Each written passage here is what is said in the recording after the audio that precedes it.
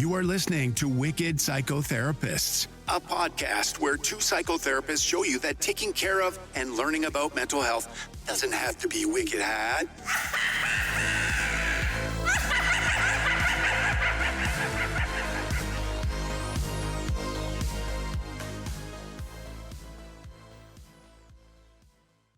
Hey guys, this is Tanya. Hi, this is Erin, and welcome to Wicked Psychotherapists. Yeah, so today we are talking about something pretty new and really fun on Amazon.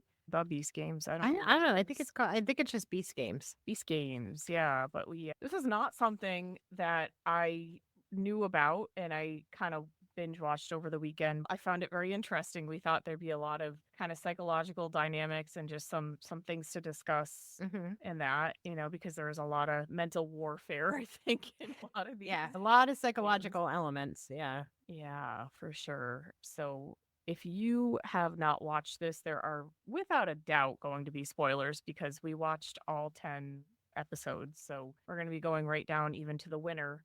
So keep that in mind because we'll just be talking about it. But yeah, I thought it was really interesting this dynamic of having 1,000 people come in who are complete strangers to one another, except some of them, there were pairs of friends and a married couple kind of here and there. But for the most part, everybody is a stranger to one another.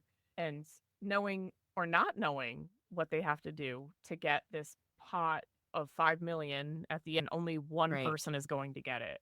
But along the way, you start to realize, well, there's other things that get offered. And is it about taking this now or thinking you can win the 5 million along the way? And just offered in so many different ways that Mr. Beast or Jimmy does.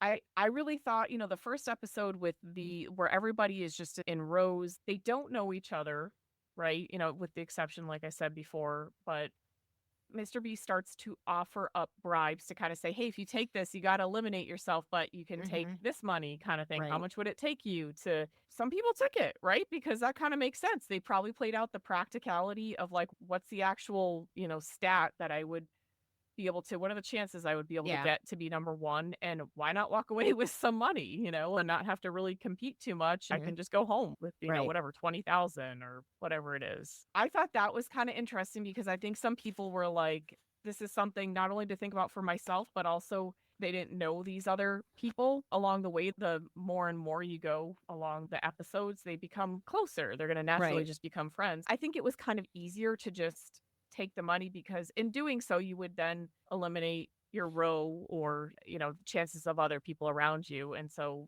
maybe some people were like, well, that's the name of the game. I don't really know these people. I don't really care. I need this money.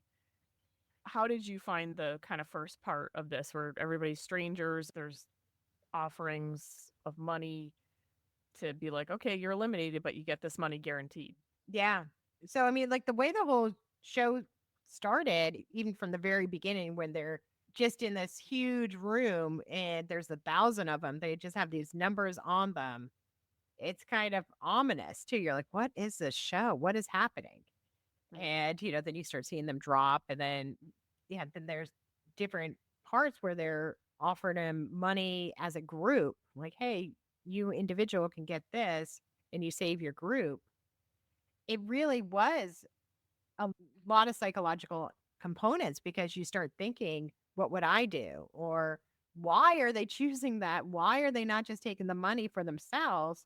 Because, watching other reality shows like Survivor and other things, it's like, in the end, it's just you have to think about yourself at times because these people are strangers. Even though you might be friends and you might live in the Beast City or whatever it is, but you all signed up for the same reason. You all signed up for the chance to win $5 million. These people are not really having your best interest, and it's hard to see that when you're in it. And I'm sure that played a huge part of it. The dynamic of like individual need versus group need, because the more and more you bond within a group, the less you're going to think of just solely your needs. And so at the beginning, you're probably not bonded with very many people. So you're like, okay, well, I might as well get something out of this. I don't think I can make it all the way. There's only one person statistically that can get this.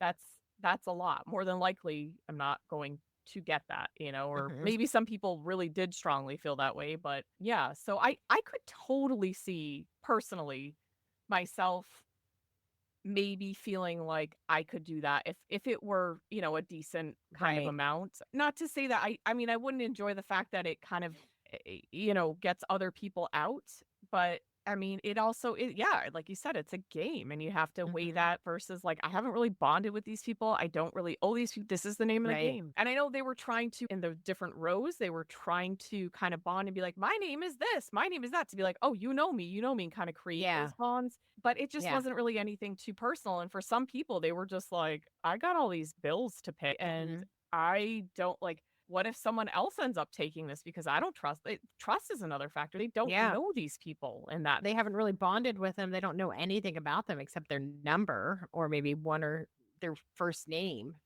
So, Yeah. yeah, it's really hard to, all right, who am I going to trust? Or, what am I going Yeah. to do for myself or for them? Whose word can I take? And, am I ever going to get this chance to be offered money like this again Hmm. in this manner? So I may have taken that money. I think But I would have, depending on what stage and what was happening. I think I probably would have, especially if it was like a big physical thing. And I was like, I don't know if I can stack up to everybody. I think I'd be like, give me that million or whatever. yeah, if offered before. Yeah. Yeah. And, I think that there's another element here. There's shame. There's public Hmm. shame of like, we know you did something against the group, which can be strong. But again, if you don't know these people, some people really don't care in general, whether they know the people or not. And then some Right. people just have like, I have a high amount of shame for things that I Right. probably shouldn't. But I do think in that situation, I think I've worked on that. I could feel like, okay, this is not like I'm not really doing anything terrible to someone. This is a Right. competition. It is a game. These are the risks of the game. And I think that gets lost. I think people forget that they're in a game or they signed up for it while they're in it. And that's some psychological component, I think, with a lot of these games that you see like online, like, like I keep going to Survivor or Naked and Afraid or one of those. Like I think people forget that it's a competition. Yeah. Again, you signed up for this. So, but once you're in it, you kind of forget and be like, oh, wait, what about her? What about him? I got to think about everybody else's needs. Yeah, because as they move along, they do start to get bonded. They do start to talk to each other and hear about each other's kids and their Mhm. lives or, what they do for a living and just get to know their personalities and that is something because now you have something that you're saying it's a personal narrative. It's not like like a face, just a random face. Right. It's someone that you know their name, you know the sound of their voice, you know how their eyes light up when they talk about their kid.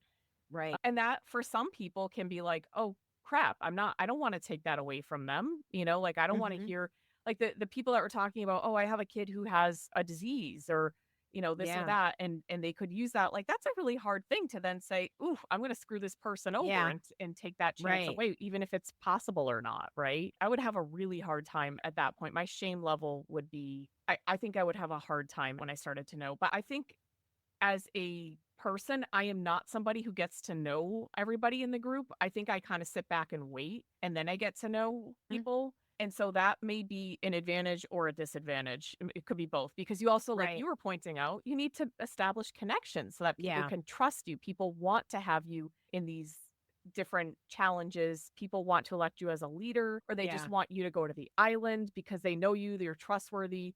And if you don't get to know people like that and don't get to prove that, then you could be eliminated just by that. Mhm. So it's a really important, you really have to kind of keep looking and being adaptable in how you think about, I guess, like your moral code or how you're Mhm. playing your strategy too. And that's what you were saying is that people do forget that it is a game, but you have to be adaptable in how you're looking at the strategy and your moral code in this that, save outside of like murdering someone or physically harming someone, everyone's kind of signed up for this. Yeah. They signed up for it and I think they also have to realize too, like you mentioned, like the components of building relationships and getting to know people. Or if you're not going to do that, have your game of really observing and kind of watching honed in really well. So you're not just in the background just playing solitaire. You're actually in the groups or walking around. You might not really be talking to people, but you're still seeing what's happening. So you know how everyone's working. Yeah,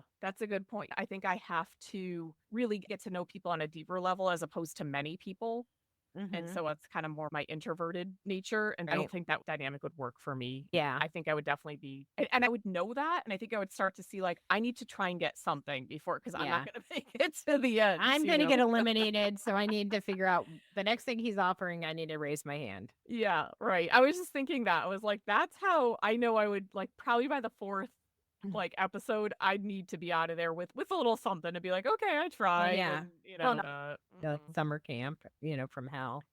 Can't imagine. I'm sorry, but the smells and ugh, I just don't like. I'm sorry, I don't Yeah. like that. I don't like that at all. It's hard Mhm. enough. I have to spend share a bed with my husband. It's it's tough. Oh. I love you, Dino, if you're listening, but he knows my struggles with like I get overheated and I'm like, oh, like Sweating. yeah, me and my perimenopausal self. I think it really is an interesting display of dynamics. Is there any kind of particular challenge that sticks out to you that just kind of really I think we talked about the cube, like when they're in the cube. And so then you could wish for, or you could call and you can get anything you want. You can get stuffed animals or food or this or that, or you could dress up, do puppy, puppies. puppies, a horse? Yeah. So you can get anything you wish. But the thing is, like, they had to figure out one of you is going to stay. So there's three people, two are going to leave.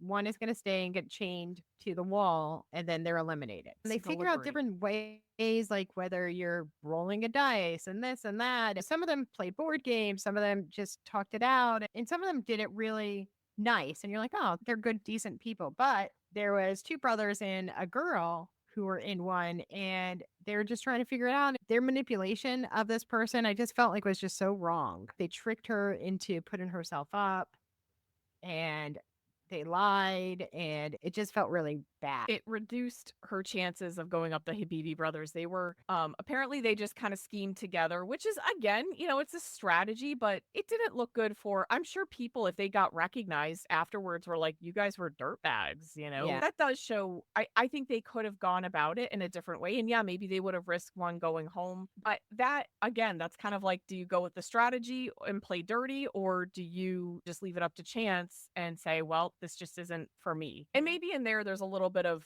kind of what your integrity is or whatever. Yeah. But they were just jerks about it. Yeah. The one guy was laughing when she was crying and basically just he was like, I'm not participating, and they set it all up. They played her, and basically she ended up pulling the lower card, and the guy was just like, we had it all planned out, we're geniuses. Just total jerks. So that was definitely one that I thought of. And then the train one too was pretty crazy. Oh yeah, that's the one that stuck out to me really. Yeah, with the Lamborghini, like, okay, are you going to hit a Lamborghini or dummies? Or are you going to do this? Or, like these three people, and who are you going to pick to stand there? And, then you got to watch, and are you going to pull the lever and make the train move? So that one was very high adrenaline because you didn't know what was going to happen. That one, seriously, my heart was beating so fast because I was like, that, like, it was so horrible to watch. Even though they were dummies, I was like, oh my gosh. But it's hard because the first guy and I can't remember his name, I know it began with an A. The first guy that got elected, like the leader who had to make the decision, he had a tough decision to make because he was kind of like, okay, if I do this, if I eliminate, the Lamborghini, I don't think he was just thinking of the Lamborghini. I think he was thinking, we're going to have to eliminate some people. Yeah. And if I just put this off, then, somebody else could go into being a leader and then I could be eliminated from this. So I kind of have to get something like that. Maybe they thought that was selfish and their friends were kind of getting mad, being like, oh, you did this wrong. But at the same point, they weren't in that position to have to make a choice. Yeah, because he had to think too, okay, well, if I let this Lamborghini get smashed, I'm probably going home next. And elimination is the name of the game, and by chance and by how it plays out, it really is a lot of chance and a lot of luck. And unfortunately, he didn't really know the three women, I think, the three women that he elected, and it was just kind of the way it was. And I really got way too invested in what happened with Tawana and Dino. There was a time when basically Tawana was voted leader. Dino had gone up to be a leader, but they started saying like they didn't trust him because he was trying to get other people to go up. And when Tawana and Queen went up, he then went up himself. I think he may have went up after that, when he didn't seem he wanted to before, was because they announced you're going to want to be a leader. The leader will go on. And I think he maybe was like, oh crap, maybe Yeah. I should be a leader. I don't know that it was like he was going against them in particular. I think he was like, oh, maybe I should go ahead and be a leader. Because Yeah. that's what I was thinking. I was like, oh, maybe I would jump in then to be Yeah. a Well, leader. no one else was jumping to do it either. Yeah, yeah. I think well he saw Queen go up and then, she saw him go up and I think she thought like, "Oh, well he doesn't trust me and he's been trying to work things like he was being shady." But once again, strategy and I think Yeah. he heard you're going to go through. So he was like, Yeah. "Okay, I'll try this." They trusted me as a leader before. Yeah. And then they got really upset. It was self-preservation at that point when he was, he had to then pick another person to be on the tracks with him. And he picked someone who Tawana then said, we weren't even that close to friends. We didn't really get to know each other that well. Right. But, she was just used as bait. But it's like, well, what other strategy could he have used? He would have had to Right. pick someone anyways. Maybe he was trying to hope, yeah, okay, maybe you won't have to. It just made Tawana feel worse about. Right. I just kept thinking, this could have happened to anyone. This doesn't show his character. Mm-hmm. Like, I mean, yeah, sure, he could have just sacrificed himself and been like, oh, I'll just take whoever along with me. But how is that? Yeah. I didn't see that as that terrible. And then JC and Queen like thought he was just being messed up. And then JC goes and takes the majority of the $1 Yeah, like million. $600,000 or something like that, just because he feels like his debt and his needs outweigh anyone else's, which Yeah. he had opposite of groupthink. Oh my gosh. Yeah. He was just, I think he really saw the money and was like, I literally can pay off my debt and be okay. And you know what? I might have to feel like a bad person. I might have to feel like this, but I think it was just too much for him. He just couldn't deny it. Mm-hmm. And he just took it. But that I think was pretty shitty because they really could have all just had 100,000. They really could have. I mean, he could have made that fair. Well, and just how it really affected the 4 or 5 people after him too. So it was like all 7 people after they had to really, and that I think really showed too that some people like Emma, she was like, I'm not going to take the full 20. She was left with 27,000, and JC was like, I want to leave Emma something. He left her with 27,000 after he took 650. But then it would also leave her looking like a big jerk if she took it all, because then everyone else has 0. And 27,000 is not at all what they were like. They were kind of under the impression of like, hey, let's just do 100,000 easy, like we could build more trust here. And but at the same point, I don't think I could have taken more than 100,000 during that. And especially because people know it's you. It's not like it's an anonymous thing where you're just saying, okay, well, I'm going to take this money and everyone would know you're the one who took it. Well, that's the thing is Jimmy, Mr. Beast, said, no one's going to know. It's anonymous. And he meant for that point because he always twists things around. But then they found out afterwards. So I think maybe JC felt like, why not if I can do this? So maybe it was a little bit of his like, kind of like, I mean, I understand, you've got kids, you've got, I mean, but other people do too. That definitely his self-preservation just kicked in high drive there. And maybe that's something that he talked about before he went on. Get that money at any cost. And I mean, he only left Emma 27,000, and then she took 5,000, and she was like, "Well, I just got married, and I wanted to help my sister, and this and that, but I'm not going to take all the money." She's, and then everybody else was pretty fair after that. They were like, "I'm not going to take all this, and split it up." But it was a cruddy amount, 27,000 compared to the million. Not that I would love to get $5,000 randomly, but I'm just saying, like, in that context. But yeah, I think it was seeing how your moral code can shift different areas. And I do not think that there was somebody in here who was just so noble, never cheated, never had to strategize. Everybody had to at some point. It's just that some people got a little luckier because they maybe were not in certain positions where they had to kind of make a really tough choice and look at really sacrificing themselves. With Tawana, maybe that was an exception, but I do see that she also, I think she was kind of someone who's very influential in being like, this is how you should be. This is how you show integrity. She was very influential in the group moral code, sort of. Because she just had that natural personality. But who knows how she would have been if she was in that same situation. Yeah. And I mean, she did take 100,000, so she did show like, hey, I am looking out. I do think she was trying to be honorable, but I think there were some situations like that, like the thing with Jazz and Dino. I just was like, that it wasn't personal. I mean, it was just Mhm. he's trying to save himself. Yeah. But yeah, and also, I have to say, when they for the helicopter ride to the island, that gave me such anxiety about like, oh, my exclusion and like who's gonna Yeah. get picked. And like somebody said, they were like, I feel like I'm back in school. I'm not getting picked for kickball, and I was like, me too. I'm not even there. And Yeah. Well, then you see everyone kind of like partying on the boat and just having a good time when they're, it's like, and then the people who going on the island, if you don't win, you're getting eliminated. So it's such a gamble. yeah. I mean, I would not want a random island. Oh, you mean when they actually got there? I was just talking even about the helicopters to even get to the island Yeah. too. To Like how figure there was out. only like 10 of them or something, but there Yeah. was not enough seats for all of them. Like that gave me such like, because it's kind of like right there, those are your connections, or are you Yeah. enough of a connection that you can get picked on that. Yeah. Jeremy, the preacher guy that everybody like trusted, but some people did not trust. Some people like the said he's kind of minority. culty. Which I can definitely see that. He ended up giving to I think because he felt like, well, I said I would look at females, so he gave it to this female that he said, your character came through. And she was the one that when they were blindfolded with the ball drop, that was shouting out numbers to Yeah. mess people up. Yeah. And he didn't have a good judge of character. Yeah. And that's what everyone was like, what? Of all Yeah. the people you chose her? Because, she was very like, trying to destroy everyone's game. And I think he maybe didn't know that at the time. Like maybe he didn't realize that it was her.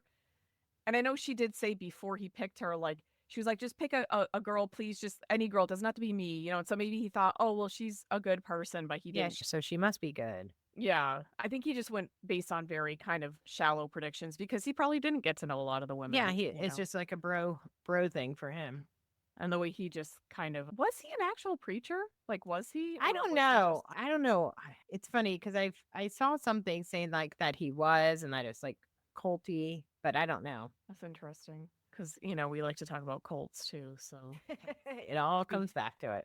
maybe we could, if we find out more information, we could talk about his quotation marks church or whatever it is that he leads. Church of something. I mean, I don't know. I don't want to disparage that, but yeah, no, I really think that this was, I have to say, honestly, overall, I got a creepy vibe from Mr. Beast. I think he has, I think he just has his affect is very strange to me. His reality is a little skewed than everybody else's. So he's probably used to being the center of attention and having everything planned the way he wants it. Based on his YouTube, he got famous and everything. And you could see that in that, like, some of the games were not planned out well. We were talking about, they were kind of rushed. It was still a fun, like, 10 episode season. Yeah, I mean, there's like a few that were kind of sloppy, and you're like, well, did he just rush this because he wants to get to the big one? And he has to have so many, he still needs all these people eliminated. And that's what it felt like. Yeah.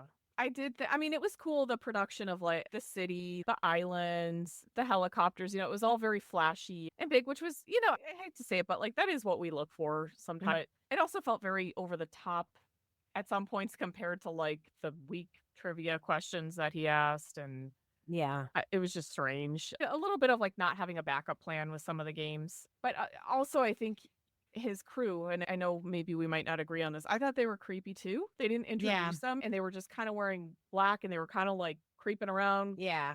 The two boys, I know they're probably not boys, they're probably like 26 or something, but like they do look young though. They seemed less creepy than the others because they actually seemed like they tried to get friendships with some of the contestants. Sometimes they were just kind of taunting them though and heckling them. Yeah, and that was probably their job. I just didn't get a good vibe from them. I just didn't really like it overall. But in terms of that, with like that being brought on, I thought it was a little bit all over the place. Like I couldn't tell, was there like 5 of them or 6 or 4? I don't know. Yeah. There's probably didn't really know their names. Didn't really know the connection that they had. Were they just as friends? Yeah, like maybe best friends? Do they all YouTube together? Do they? Yeah, how do they know each other? And maybe if like we watch some of Mr. Yeah, like, if we watch, I don't watch Mr. Beast. I'm curious to now, but yeah, I haven't seen. I only heard about it because my son, people at his class were talking about Beast games, so then we started watching it. Yeah, luck, strategy, trust, manipulation, group individual dynamics you have to take into account. I don't know that there's one formula for being able to win. I think it is a lot of luck Yeah. and likability and Yeah. being able to know how to proceed and Mhm. kind of thinking on your feet. Like the guy who won, was his name Jeff? Jeff, I think yeah. he had likability. He had the story. He got to know everybody. And then at the end, he was just really smart and in tune. Like he was able to see how the other person, like, oh, how is she acting? How did she answer the questions? Which briefcase might she have put where? Is Yeah. He seemed to read body language and psychological kind of cues very well. And I Mhm. thought that was really impressive the way he picked case number Yeah, and even 6. how he answered and, then paused and you could tell she's like, oh crap, I was caught. Or Yeah. yeah. I knew he won it when he said like he was going towards 6. I was like, oh no, she definitely kind of gave herself away. Like she thinks she's like kind of a brick wall and she's not giving off any Mhm. clues, but she definitely did give a little bit of like her eyes got a little, you could just tell like she was a little nervous. And he also wasn't he the one that hung in the physical challenge with the other guy? So Jeff was pretty physical too. So he Was had he? a lot I to thought it was a different guy. I thought it was the tattooed guy and another skinny guy. Oh, maybe. Or maybe he was the push-up. He was like the second in push-ups or something. Maybe I'm mixing them up. But it was hard to tell sometimes who was who because there were so many people at certain points. But Yeah. he had a lot of abilities and he had like the purpose, he had the story, and yeah, Likability. I think people liked him. He was always in a group of people because that was one thing too, where Mr. Beast would watch to see who was alone, who wasn't, which friendships they had, or who they chose to hang out with. Again, that's why even if you're just want to play solitaire or take a nap in the back, you kind of would want to be seen or sit with people or try to get to know people. Or maybe try to get to know people that you wouldn't want to hang out with because it seemed like that also then he'd pit the friends together. So start talking to people at different times that you don't even like. So then he's like, okay. look, they're friends. And then they eliminate your enemy. Yeah. But I mean, I think people are just people and they're going to gravitate towards who they gravitate toward. They Mhm. had like this insane, like thousand camera setup so they could really analyze every single detail. They made a ruling on one of the challenges with like the balls dropping or whatever. At first, they thought one team had lost, and then it ended up being the other one because they caught on camera somebody actually let the ball drop. He let it touch the floor and it bounced so quickly up. I guess they missed it the first time around, but then they saw it on the cameras. So that system and kind of the watching that, it's necessary with that many people. And that much But money. for sure, yeah. Because he gave away a lot of money. There was a lot along the way. There were offers of like the $1 million for the 4 team leaders. None of them took that. I was very surprised that none of them Yeah, did. I would have thought one of taken them was that. I gonna. mean, because honestly, because that was only like day 2 or 3, it wasn't too far into it. And then Yeah. they have the 4 team leaders looking at their groups. And it's like, okay, well, if you take the million, you get to keep the million in there in the game. And then everyone in your group is gone. But they didn't even know them yet. They were just all in the same line as them. So that's because they didn't even talk to each other. Just like, okay, everyone stand over here. Who's your group leader? So I'd be like, all right, bye, see ya. Yeah, I mean, it kind of maybe you would have felt like that shame, but what was there is you are facing them and they're all looking at you like I Please, depend on no. you. And so Yeah. that's really psychologically like I think that was honestly what kept them kind of like, ooh, if I do this, I'm really disappointing these people. And this feels so shameful to be like up on a Yeah. platform, people watching me Yeah. take their chance away because I want Mhm. this. And Yeah. so I think that may have been a deciding factor in that Yeah. overall, which is a really Mhm. strong, whether you know the people or not. It's like so. I think I see. I don't know. I may have felt too shamed for that, but logically it makes sense. It does. But yeah, and so I think that's where a lot of those 4 leaders established a lot of credibility. But then Yeah. Jeremy kind of became the preacher. Like people were like, he's not really taking women, and one of them lost in like the cube gate. Like he just naturally lost, and Yeah. So I don't think any of those people made it through. Tawana did. Oh yeah. Tawana was the leader. That was where I think she had a good strategy in thinking I can really be liked by this and trusted. But with the other people, there were other things that people saw. And with Yeah. Dino, it was that thing on the train tracks. And then they just completely forgot about, oh, well, he's trustworthy and, Yeah. he's kind of in a bad. All of a sudden, they were like, all right, We screw hate him. you. And that's where the group think comes in play too. Yeah. Even though, I mean, I'm pretty sure most people would have done that. So I don't know. But Tawana, I think, kind of she was the one that made it through. And Yeah. I found out really strange that her number in the final 3, she was voted by the former contestants as the person they would have gotten rid of, which she seemed to be the most liked. I don't know if it was because it was anonymous or, like I said, maybe the question was framed to them like, who would you not want to compete against? I don't know. But I found that really odd. She was the one. And then Gage, of course, who was the one that got them 10 million. That coin flip that he took was insane because he could have been eliminated or just, made a pot bigger for someone that was not him, which he ultimately did. Yeah.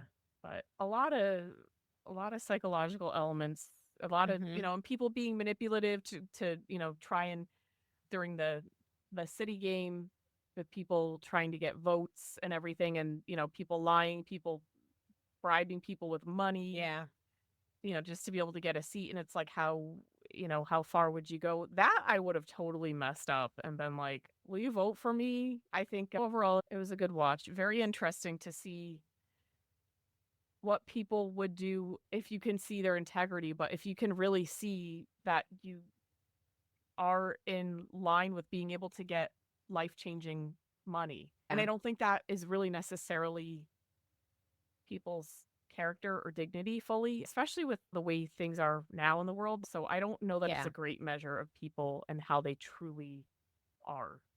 But maybe in seeing opportunity in these places to be like, well, nobody's getting hurt. Well, and it's also some of their most vulnerable things too. Finances really make people think and behave differently than they would in probably normal day-to-day situations. Yeah. And in these offerings with some of the money and of course the final pot of 5 million, it can be completely life-changing for people that they could pay down their debt, have a fresh start, or, start up a business for passive income, wealth, right? And setting up your family for generations. So that's a lot to think about. It's not a small thing that, saying like, okay, maybe this clip of me being a good person, that'll make me feel better. Right. Kind of thing. Like, that won't make me feel great in the end. But I do think, I kind of wonder if some people at the beginning, the very first episode, if they thought if they sacrificed themselves when they weren't offered anything, just for the benefit of the team, if they thought maybe they would get something, or if maybe they just have that like guilt complex of like, I don't deserve it, kind of thing. Yeah. Or maybe they just felt this like pressure of, I don't want to be here. This is too much. Yeah. I'm kind of wondering what that was. I could see myself 10 years ago, 15 years ago, getting in that position. I don't think I'd be there right now, but I definitely used to have feelings like that. Like I felt like, oh my gosh, I can't take this. This is too much and I don't deserve to be here. These other people do. It becomes like a self-worth thing of like, not only am I putting other people's needs first, I'm not worthy.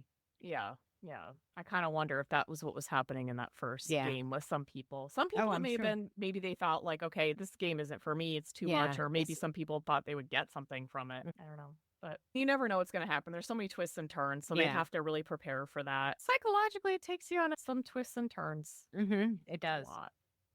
It was good. Yeah.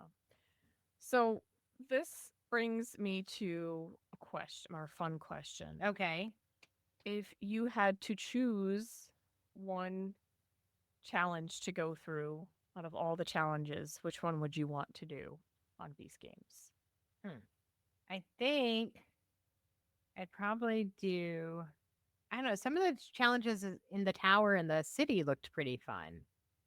Some of those, like where you're with the teams but I think probably the train, even though it's high anxiety. I think being on top of the platform, figuring out when I'm going to pull it would be really fun. Okay. Yeah, I could see that. Yeah. I think that would probably that would be the least one I would want to do because I would always, I'm a person who questions, like, did I do the right thing? Right. Even if I feel like I did, I will question myself. So I actually think, oddly enough, as much anxiety as this would give me, I'd rather go with like the chance games. Well, it was if I had to do it so that I wouldn't have to like doubt myself and be like, did I doubt myself? Did I do this enough? Right. And question myself, but I think that's probably what I would do, because it's like, well, what else could I do? Yeah. You know, like it's not of the like politics or anything playing Yeah. into it. And Yeah, you're just standing there. I would not want to do the strength one and all of a sudden have to do like 50 push-ups or something like that. Like remind me pull of the a monster truck. You don't want to pull Yeah. a monster truck and or like feel like you're in the presidential fitness thing or something. Yeah, these people. But then the group that you didn't think was going to win, because they seemed like they were like smarter with like, okay, let's just slow down and figure this out. yeah, I thought that was interesting. It was a physical challenge, but yeah, they used their brains, and I kept saying, we were like, oh, like if you go back and you get some momentum kind of thing. We were both thinking that, but we were like, but these people, maybe that's how they, I don't know. That was a good thing they thought of that, because that's what Yeah. allowed them to win it. But yeah, so let us know what you think. Tanya watched the entire thing in like a couple days. I think it took me like 2 weeks, as we would just do one or two episodes a night. Which is the better way to do it, because I had so much anxiety and it was just all compounded, honestly. But it is There's very anxiety. addictive. It's very addictive, and it is very adrenaline, and it had our family having lots of conversations. I mean, we were talking a lot about Mr. Beast and just a lot of stuff. I mean, that's the point, right? So, I mean, it was fun. I don't think there's certain game shows I'm like, I would like to see myself on that one day, or if I felt like it. I don't think I'd want to be on Mr. Beast. I would go, but I don't think, if there's probably a rigorous process to get through with it. I don't think I'd want to go through that. Yeah. And then, if I can get on it and then get eliminated like the first day or two and still bring home like 20,000 or something like that, that'd be fun. Yeah, that'd be nice. I think that would be good. I don't want to go through that whole thing. And like, it's honestly, it's a little bit of psychological warfare. I really wouldn't want to go through that. It's not fun. Yeah. So yeah, let us know what you thought. If you watched it, or if you want to watch it, what you think. If you would go on Beast Games, or what challenges you liked, which ones you didn't, people you liked, you didn't. We didn't go too much into the people because they're numbered. Yeah, they're numbers, but also I think it's up to everyone's judgment on that. I think it's very contextual. It's kind of not fair to really call one person out. It's a tough situation. It's complex. Plus, we forgot a lot of their names. Yeah. So I don't know. I didn't really know any of their names. Honestly, and I think that's the way that Mr. Beast said it, because that's like 882 or blah, blah, blah. So you're just numbers. It was very dystopian Squid Games-ish with that. Like, Yeah. referring to their numbers and the way he just talked to them. And, yeah, it was very odd. But, yeah, so let us know what you think. Don't forget to follow us on all the socials, including YouTube, which we are on as well. We're not as big as Mr. Beast, but we'll get there. No, but we're getting there. And we're coming, Mr. Beast. But yeah, help write us a review with 5 stars. If, otherwise, maybe if you don't feel 5 stars, maybe we teach you just don't. 5 stars is great. And forward the show to a friend. And don't forget, stay wicked. And keep your mind well. All right, everyone. Have a great week. We'll talk to you soon. Bye, guys. Bye.